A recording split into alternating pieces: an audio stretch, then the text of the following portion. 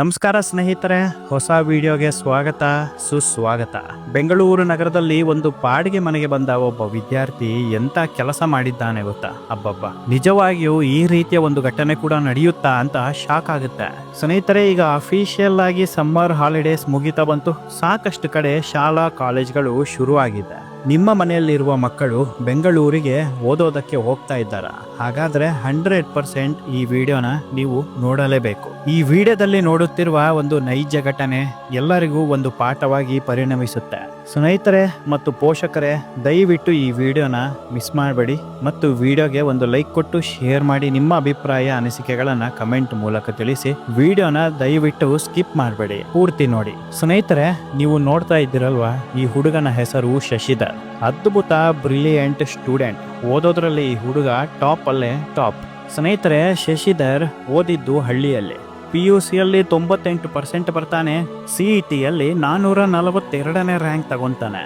ಸಾವಿರಾರು ವಿದ್ಯಾರ್ಥಿಗಳು CET ಪರೀಕ್ಷೆ ಬರೀತಾರೆ. ಅದರಲ್ಲಿ 442ನೇ ರ್ಯಾಂಕ್ ಶಶಿಧರ್ ತಗೊಂತಾನೆ ಅಂದ್ರೆ ನಿಜವಾಗಿಯೂ ತಮಾಷೆ ಅಲ್ಲ, ಇದು ಒಂದು ಸಾಧನೆ. ಶಶಿಧರ್ನ ತಂದೆ ತಾಯಿಯ ಕನಸು ನಮ್ಮ ಮಗ ದೊಡ್ಡ ಕಾಲೇಜಿನಲ್ಲಿ ಓದಬೇಕು, ದೊಡ್ಡ ಕೆಲಸಕ್ಕೆ ಸೇರಿ ಲಕ್ಷ ಸಂಬಳ ತಗೊಂಡು ಜೀವನದಲ್ಲಿ ಸುಖವಾಗಿ ಇರಬೇಕು ಅಂತ. ಇಂಜಿನಿಯರಿಂಗ್ ಓದಿ ಸಾಫ್ಟ್ವೇರ್ ಕೆಲಸ ತಗೋಬೇಕು ಅಂತಂದ್ರೆ ಒಬ್ಬ ವಿದ್ಯಾರ್ಥಿಯ ಲೈಫ್ ಟರ್ನಿಂಗ್ ಯಾವಾಗ ಆಗುತ್ತೆ ಗೊತ್ತಾ? ಸೆಕೆಂಡ್ PUCಯಲ್ಲಿ ಒಳ್ಳೆ ಪರ್ಸೆಂಟೇಜ್ ಬರಬೇಕು, CETಯಲ್ಲಿ ಅದ್ಭುತ ರ್ಯಾಂಕಿಂಗ್ ಬರಬೇಕು. ಇಂಜಿನಿಯರಿಂಗ್ ಮಾಡಬೇಕು ಅನ್ನುವವರಿಗೆ ಈ ಎರಡು ಅತ್ಯಂತ ಪ್ರಮುಖ ಮತ್ತು ಲೈಫ್ ಟರ್ನಿಂಗ್ ಪಾಯಿಂಟ್ಸ್. CETಯಲ್ಲಿ ಒಳ್ಳೆ ರ್ಯಾಂಕಿಂಗ್ ಬಂದಿದ್ದ ಕಾರಣ ಬೆಂಗಳೂರಿನ ಪ್ರತಿಷ್ಠಿತ ಇಂಜಿನಿಯರಿಂಗ್ ಕಾಲೇಜಲ್ಲಿ ಸೀಟ್ ಸಿಗುತ್ತೆ. ಶಶಿಧರ್ಗೆ ಸೀಟ್ ಸಿಕ್ಕಿರುವ ಕಾಲೇಜಿನಲ್ಲಿ ದೊಡ್ಡ ಕಂಪನಿಗಳು ಬರುತ್ತೆ. 30-40 ಲಕ್ಷ ಪ್ಯಾಕೇಜ್ ಕೊಡುವ ಕಂಪನಿಗಳು ಕೂಡ ಪ್ಲೇಸ್ಮೆಂಟ್ ಮಾಡ್ಕೊಂಡು ಹೋಗ್ತವೆ.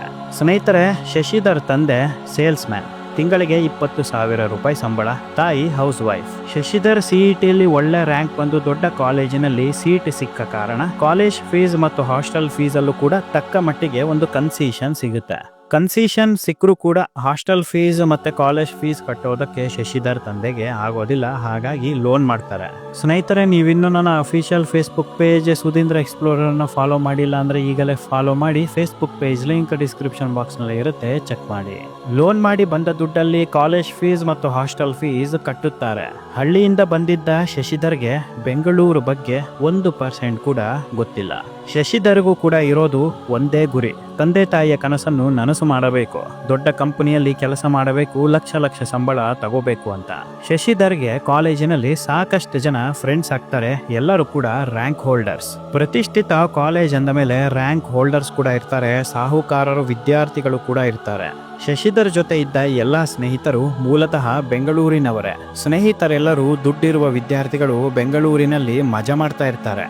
ಶಶಿಧರ್ಗೆ ಕ್ಲೋಸ್ ಫ್ರೆಂಡ್ ಅಂತ ಆಗೋದು ಪ್ರಜ್ವಲ್. ಈತ ಮೂಲತಃ ಕರ್ನಾಟಕದವರಲ್ಲ, ಈತ ಗುಜರಾತ್ ರಾಜ್ಯದವನು. ಸ್ನೇಹಿತರೆ, ನಿಮಗೆಲ್ಲರಿಗೂ ಗೊತ್ತಿರುವ ಹಾಗೆ ಬೆಂಗಳೂರಿನ ಪ್ರತಿಷ್ಠಿತ ಕಾಲೇಜ್ಗಳಲ್ಲಿ ಬೇರೆ ರಾಜ್ಯದ ವಿದ್ಯಾರ್ಥಿಗಳು ಸಾಕಷ್ಟು ಜನ ಬರ್ತಾರೆ. ಪ್ರತಿ ವರ್ಷ ಬೇರೆ ರಾಜ್ಯಗಳಿಂದ ಬೆಂಗಳೂರಿಗೆ ವಿದ್ಯಾರ್ಥಿಗಳು ಸಾವಿರಾರು ಸಂಖ್ಯೆಯಲ್ಲಿ ಬರ್ತಾರೆ ಅಂತ ಹೇಳಿದರೂ ತಪ್ಪಾಗಲ್ಲ. ಪ್ರಜ್ವಲ್ ಕೂಡ rank holder. Prajwal Shashi hostel roommate ಆಗ್ತಾನೆ. ಯಾವಾಗ ಪ್ರಜ್ವಲ್ ರೂಮಿಗೆ ಬರ್ತಾನೋ ಶಶಿಧರ್ ಜೀವನ ಸಂಪೂರ್ಣವಾಗಿ ಉಲ್ಟಾ ಹೊಡೆಯುತ್ತೆ. ಶಶಿಗೆ ಪ್ರಜ್ವಲ್ ರೂಮ್ಮೇಟ್ ಆಗಿದ್ದು ತುಂಬಾ ಖುಷಿ ಆಗುತ್ತೆ. ಯಾಕಪ್ಪ ಅಂತಂದ್ರೆ ಪ್ರಜ್ವಲ್ ಕೂಡ ರ್ಯಾಂಕ್ ಹೋಲ್ಡರ್. ಓದಿನ ವಿಚಾರದಲ್ಲಿ ಪ್ರಜ್ವಲ್ ಸಹಾಯ ತಗೋಬಹುದು ಅಂತ ಶಶಿಗೆ ಖುಷಿ. ಬರೀ ರೂಮ್ಮೇಟ್ ಅಲ್ಲದೆ ಕ್ಲಾಸ್ಮೇಟ್ ಕೂಡ ಆಗ್ತಾರೆ. ಸ್ನೇಹಿತರೆ, ಕಾಲೇಜ್ ಶುರುವಾಗಿ 1 ತಿಂಗಳಾಗಿರುತ್ತೆ. ಫ್ರೆಂಡ್ಸ್ ಎಲ್ಲ ಸೇರಿ ಕಾಲೇಜ್ ಬಂಕ್ ಮಾಡಿ ಒಂದು ಸಿನಿಮಾಗೆ ಹೋಗೋಣ ಅಂತ ಡಿಸೈಡ್ ಮಾಡ್ತಾರೆ. ಶಶಿಧರ್ಗೂ ಸ್ನೇಹಿತರು ಹೇಳ್ತಾರೆ, ಬಾರೋ ಒಂದು ಮೂವಿ ನೋಡ್ಕೊಂಡು ಬೆಂಗಳೂರು ಸುತ್ತಕೊಂಡು ಬರೋಣ ಅಂತ. ನಾವೆಲ್ಲರೂ ಬೆಂಗಳೂರಿನಲ್ಲಿ ಹುಟ್ಟಿ ಬೆಳೆದಿದ್ದೇವೆ, ನಿನಗೆ ಬೆಂಗಳೂರು ತೋರಿಸಿದ ಹಾಗೆ ಆಗುತ್ತೆ, ನಮ್ಮ ಜೊತೆ ಬಾ ಅಂತಾರೆ. ಆದರೆ ಶಶಿಧರ್ ಒಪ್ಪಲ್ಲ.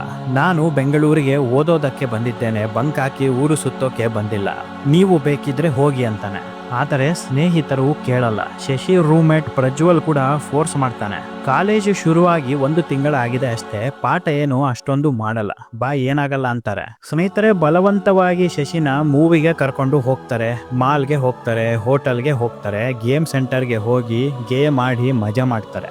ನಂತರ ಪ್ರಜ್ವಲ್ ಮತ್ತು ಶಶಿ ಹಾಸ್ಟೆಲ್ಗೆ ವಾಪಸ್ ಬರ್ತಾರೆ. ಒಂದು ದಿನ ಬೆಂಗಳೂರು ಸುತ್ತಿದ ನಂತರ ಶಶಿಧರ್ಗೆ ಹೊಸ ಪ್ರಪಂಚನೇ ನೋಡಿದ ಹಾಗೆ ಆಗುತ್ತೆ.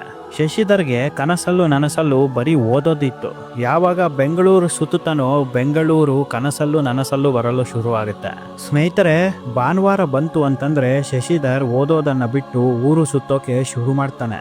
ಕಾಲೇಜಿಗೆ ಸೇರುವಾಗ ಕೇವಲ ಓದಿನ ಕಡೆ ಗಮನ 100% ಇತ್ತು. ಆದರೆ ಬೆಂಗಳೂರು ನಗರವನ್ನು ನೋಡಿದ ಮೇಲೆ 70% ಓದಿನ ಕಡೆ ಕಾನ್ಸಂಟ್ರೇಷನ್ ಬರುತ್ತೆ. ಇನ್ನು ಉಳಿದಿದ್ದು ಎಲ್ಲ ಮೋಜಿನ ಕಡೆ. ಬರ್ತಾ ಬರ್ತಾ ಹೇಗಾಗ್ಬಿಡುತ್ತೆ ಅಂತಂದ್ರೆ ಮೋಜಿನ ಕಡೆ ಕಾನ್ಸಂಟ್ರೇಷನ್ ಹೆಚ್ಚಾಗುತ್ತೆ, ಓದಿನ ಕಡೆ ಕಾನ್ಸಂಟ್ರೇಷನ್ ಪಾತಾಳಕ್ಕೆ ಬೀಳುತ್ತೆ. ಬೇರೆ ರಾಜ್ಯದಿಂದ ಬಂದಿದ್ದ ಪ್ರಜ್ವಲ್ ಕೂಡ ಓದೋದನ್ನ ಬಿಟ್ಟು ಅಡ್ಡದಾರಿ ಹಿಡಿತಾನೆ. ಸ್ನೇಹಿತರೆ, ಶಶಿ ಕೂಡ ಪ್ರಜ್ವಲ್ ಜೊತೆ ಸೇರ್ತಾನೆ. ಶಶಿಗೆ ಬೆಂಗಳೂರಿನ ಮಾಡ್ರನ್ ಬದುಕು ತುಂಬಾ ಇಷ್ಟವಾಗಿ ಬಿಡುತ್ತೆ. ಹುಟ್ಟಿದಾಗಿಂದ ಹಳ್ಳಿಲೇ ಇದ್ದ ಶಶಿ ಓದೋದನ್ನ ಬಿಟ್ಟರೆ ಬೇರೇನು ಗೊತ್ತಿರಲ್ಲ. ಆದರೆ ಬೆಂಗಳೂರು ಈತನ ಸಂಪೂರ್ಣ ಮೈಂಡನ್ನು ಬದಲಾಯಿಸುತ್ತೆ. ಶಶಿಧರ್ಗೆ ಒಂದು ಯೋಚನೆ ಬರುತ್ತೆ. ನಾನು ಏನಕ್ಕೆ ಎಲ್ಲರ ಥರ ಎಂಜಾಯ್ ಮಾಡಬಾರದು, ಮಾಡ್ರನ್ ಆಗಿ ಯಾಕೆ ಇರಬಾರದು? ಸಮಯ ಸಿಕ್ಕಾಗ ಕಾಲೇಜ್ಗೆ ಹೋಗೋಣ, ಕಾಲೇಜ್ ಮುಗಿಯೋ ತನಕ ಮಜಾ ಮಾಡೋಣ, ನಂತರ ಕೆಲಸಕ್ಕೆ ಹೋಗ್ತೇವೆ, ಏನು ಎಂಜಾಯ್ ಮಾಡೋಕೆ ಆಗಲ್ಲ ಅಂತ. ಶಶಿಗೆ ಒಂದು ಥರ ಫುಲ್ ಕಾನ್ಫಿಡೆನ್ಸ್. ನಾನು ತುಂಬ ಜಾಣ ಇದ್ದೀನಿ, ಆರಾಮಾಗಿ ಪಾಸ್ ಆಗ್ತೇನೆ, ಎಕ್ಸಾಮ್ ಶುರುವಾಗುವ ಹಿಂದಿನ ದಿನ ಓದಿದ್ರೆ ಸಾಕು, ನಾನು ರ್ಯಾಂಕ್ ಬರ್ತೀನಿ ಅಂತ. ನಾನು ಕಾಲೇಜ್ಗೆ ಹೋಗಿಲ್ಲ ಅಂದ್ರೂ ನನ್ನ ಬುದ್ಧಿವಂತಿಕೆಗೆ ನನಗೆ ಕೆಲಸ ಸಿಗುತ್ತೆ ಅಂತಾನೆ. ಹಾಸ್ಟೆಲಲ್ಲಿ ಇದ್ರೆ ಮಜಾ ಮಾಡೋಕೆ ಆಗಲ್ಲ ಅಂತ ಪ್ರಜ್ವಲ್ ಮತ್ತು ಶಶಿ ಬಾಡಿಗೆ ಮನೆಗೆ ಹೋಗೋದಕ್ಕೆ ಪ್ಲಾನ್ ಮಾಡ್ತಾರೆ. ಯಾಕಪ್ಪ ಅಂತಂದ್ರೆ ಹಾಸ್ಟೆಲ್ ಇಂದ ಬೇರೆ ಕಡೆ ಶಿಫ್ಟ್ ಆಗಬೇಕು ಅಂತಂದ್ರೆ ವಿದ್ಯಾರ್ಥಿಗಳ ತಂದೆ ತಾಯಿಯ ಅಫಿಷಿಯಲ್ ಪರ್ಮಿಷನ್ ಲೆಟರ್ ಬೇಕು. ತಂದೆ ತಾಯಿಗೆ ಶಶಿ ಕರೆ ಮಾಡಿ, ನನಗೆ ಹಾಸ್ಟೆಲ್ ಊಟ ಸರಿ ಹೋಗುತ್ತಾ ಇಲ್ಲ, ಪ್ರತಿದಿನ ಆರೋಗ್ಯದಲ್ಲಿ ಸಮಸ್ಯೆ ಆಗ್ತಾ ಇದೆ, ಓದೋದಕ್ಕೆ ತೊಂದರೆ ಆಗ್ತಾ ಇದೆ. ನಾನು ಮತ್ತು ನನ್ನ ರೂಮೇಟ್ ಇಬ್ಬರು ಒಂದು ಬಾಡಿಗೆ ಮನೆ ನೋಡಿದ್ದೇವೆ, ಅಲ್ಲಿಗೆ ಶಿಫ್ಟ್ ಆಗಬೇಕು ಅಂತ ನಿರ್ಧಾರ ಮಾಡಿದ್ದೇವೆ.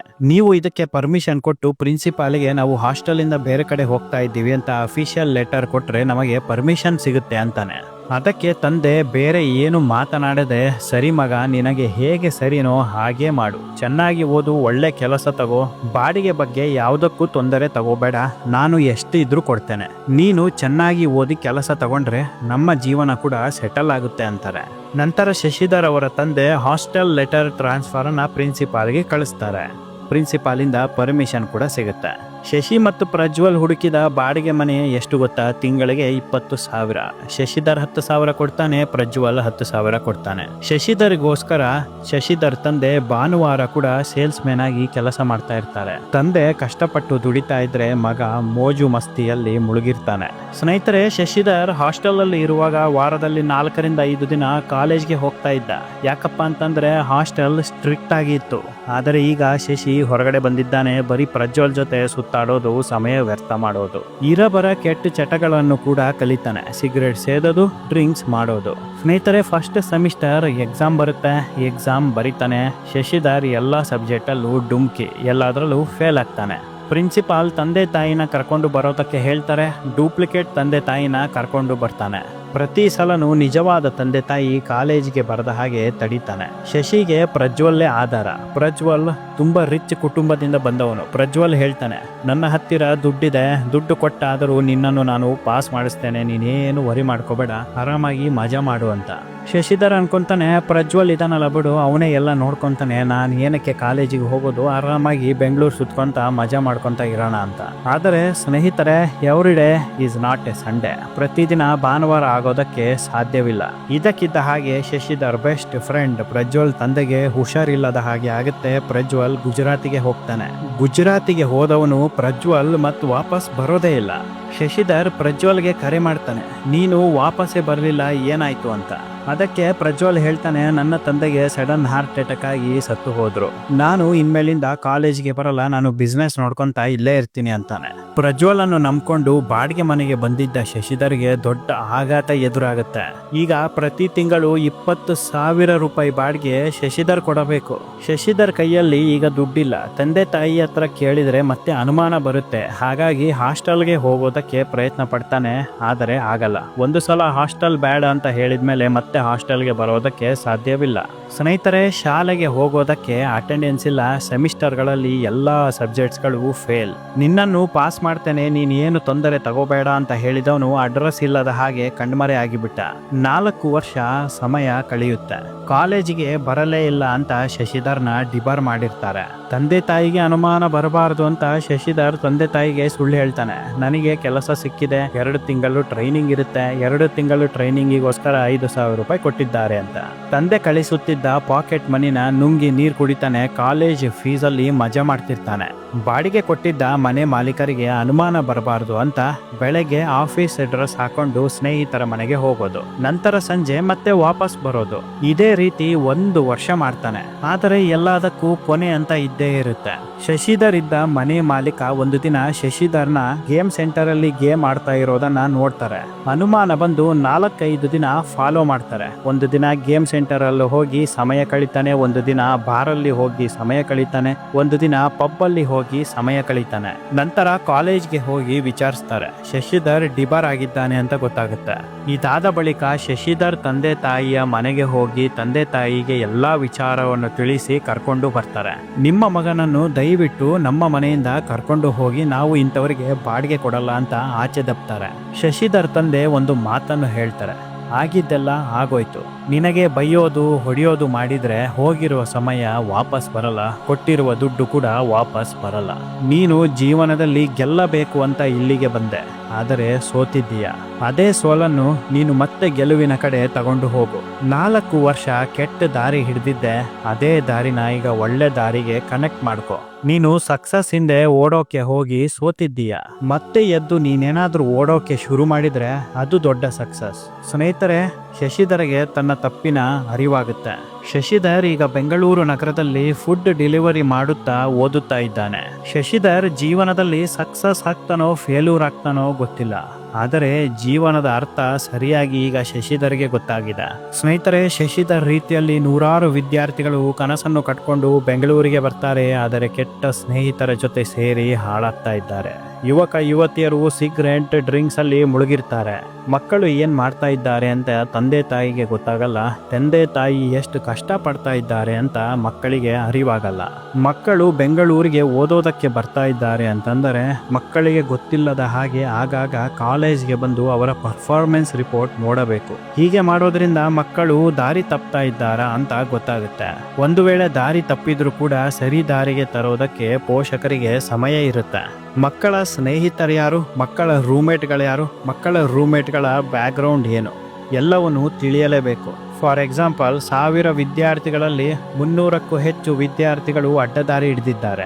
ಒಂದು ಸಲ ಬೆಂಗಳೂರಿನಲ್ಲಿ ಅಡ್ಡದಾರಿ ಹಿಡಿದ್ರೆ ಮತ್ತೆ ವಾಪಸ್ ಬರೋದು ತುಂಬಾ ಕಷ್ಟ. ಸ್ನೇಹಿತರೆ, ನಿಮಗೆ ಈ ವಿಡಿಯೋ ಇಷ್ಟ ಆಗಿದ್ರೆ ದಯವಿಟ್ಟು ಒಂದು ಲೈಕ್ ಕೊಡಿ, ಶೇರ್ ಮಾಡಿ, ಸಬ್ಸ್ಕ್ರೈಬ್ ಮಾಡಿ. ನಿಮ್ಮ ಅಭಿಪ್ರಾಯ ಅನಿಸಿಕೆಗಳನ್ನು ಕಮೆಂಟ್ ಮೂಲಕ ತಿಳಿಸಿ. ಇದೇ ರೀತಿ ಇಂಟ್ರೆಸ್ಟಿಂಗ್ ವಿಚಾರದೊಂದಿಗೆ ಖಂಡಿತ ಮತ್ತೆ ಮುಂದಿನ ವಿಡಿಯೋದಲ್ಲಿ ಸಿಗ್ತಾನೆ. ಅಲ್ಲಿವರೆಗೂ ಎಲ್ಲರಿಗೂ ಶುಭ ದಿನ.